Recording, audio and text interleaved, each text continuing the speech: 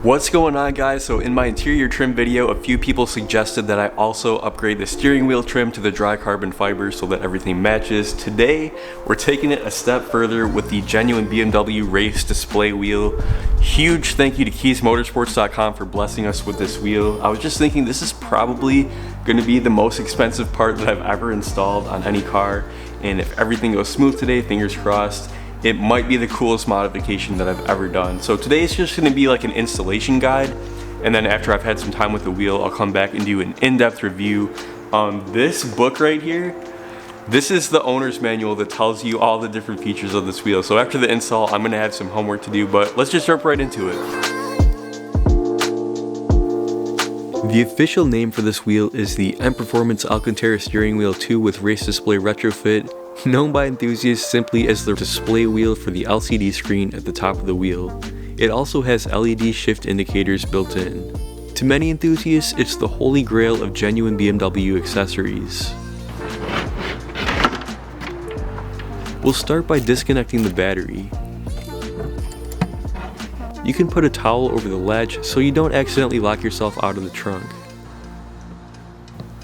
To remove the airbag, insert a screwdriver into the holes on the bottom of the wheel while pulling the airbag towards you.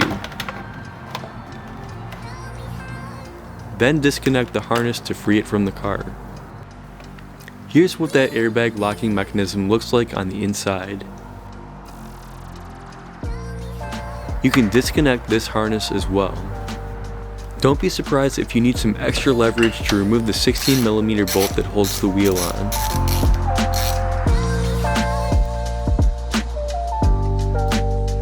At this point, you can pull the wheel straight out and set it aside. The center column covers just unclip.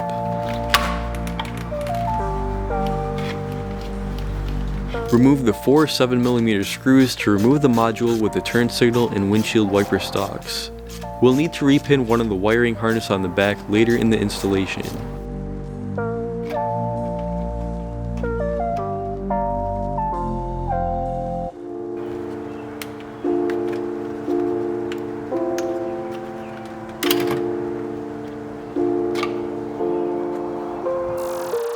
We'll be feeding a wire through the dashboard, and removing this dash trim will make it a lot easier.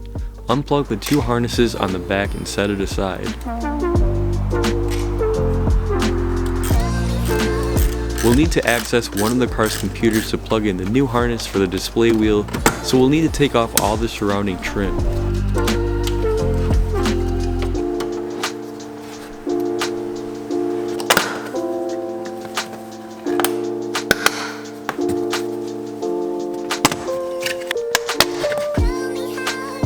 Alright, so now for the fun part of wiring this thing up. Now I gotta be honest with you, when I first took all this stuff out of the box, I was like, what did I get myself into? But according to everyone that I've talked to who's done this, it's not as bad as it looks, so we'll see in a minute. So you have this really long wire. This is actually for an optional lap timer that I'm not going to be using today. But the rest of it, you've got this long skinny one. This is gonna go through the dashboard to the steering wheel. That's why we had to take off the dash trim. And then the rest of these are going to get plugged into the computer that's in the passenger footwell area. So it's also going to come with this weird looking piece. Almost looks like something that you might have in the top drawer of your nightstand. This is going to plug into this connector. It only goes in one way, so let's see. And then it just snaps in place just like that. I use Brian's zip tie technique to feed the wire through the dashboard. Simply tape this blue and white wire from the new harness to the zip ties and pull it up through the dashboard. It needs to come all the way out to the steering column.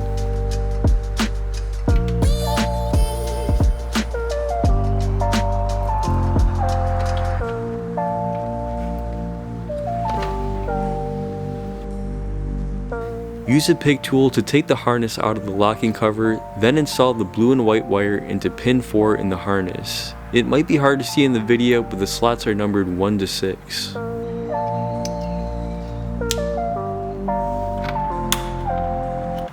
With the new wire secured, you can reconnect both harnesses and reinstall the 7mm screws.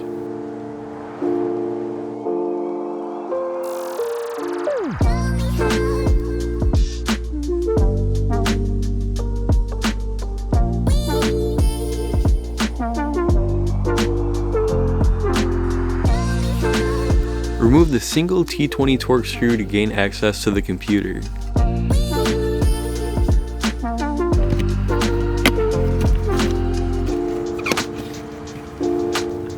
We'll start with the harness closest to us. Unclip it and remove the locking sleeve.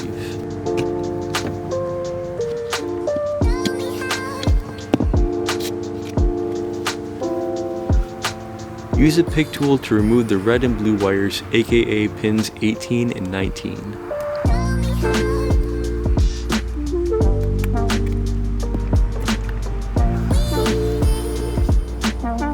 Replace them with the red and blue wires from the new display wheel harness.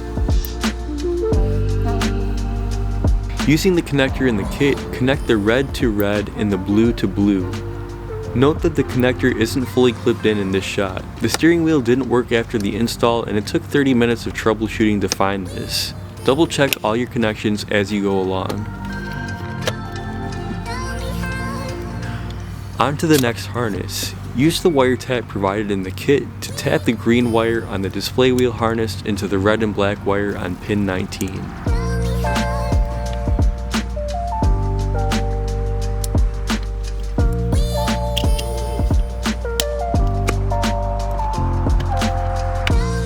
This part was really hard to film, but when you lift up the carpet you'll see a ground connector that has a bunch of brown wires plugged into it.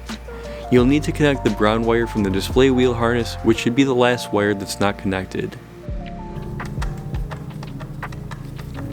With the wiring complete, we'll start setting up the new wheel.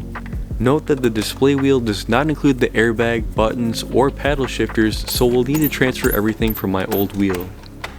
The idea is if you already have an M3 or an F30 M Sport, you already have the airbag and peripherals, so it would be wasteful and even more expensive to have to rebuy them.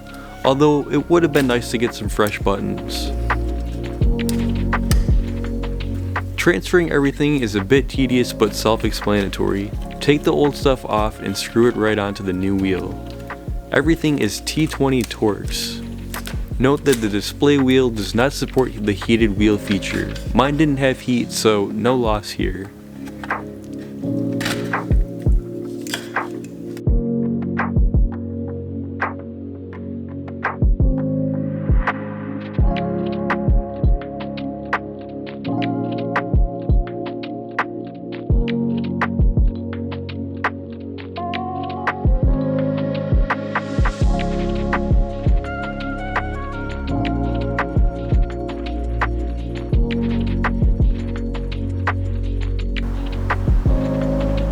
The hole in the steering wheel is marked and can only go on one way.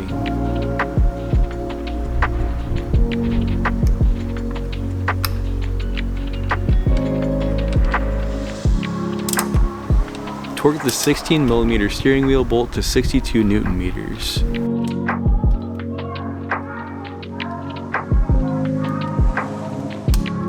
Reconnect the battery and make sure everything works before putting the footwell trim back together.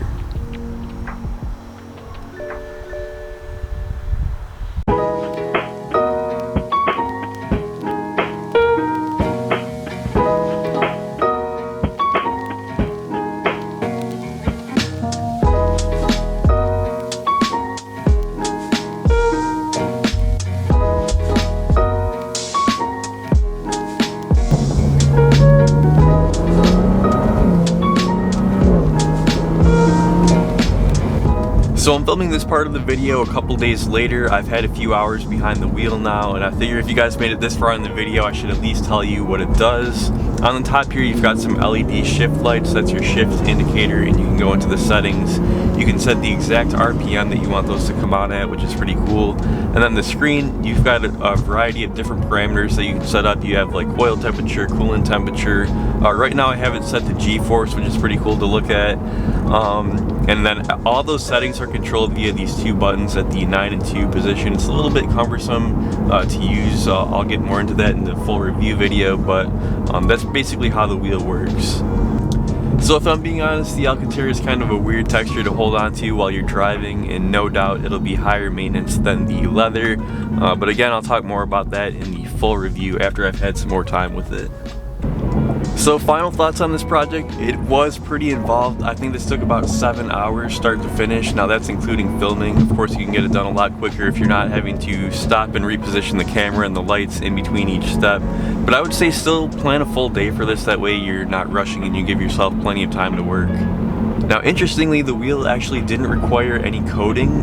Basically once you finish the wiring and you reconnect the battery, it just works, which is really a miracle for BMW. If you're thinking about buying one of these wheels are actually compatible with a bunch of F-Series models. All the F33 series, the 4 Series, M3, M4. This wheel, this exact part number is actually made for the M2, but as you can see, it works just fine on my F30. So like I was saying, stay tuned for the full review. After I have some more time with this thing, I'll come back and give you my full thoughts. I'll go through how to set it up for the first time, and I'll show you how all the different functions work. But thanks for watching, and again, huge thank you to keysmotorsports.com for sending me this wheel and making this video possible. Thanks for watching, guys. Give me a thumbs up if you enjoyed it, and I'll see you in the next one.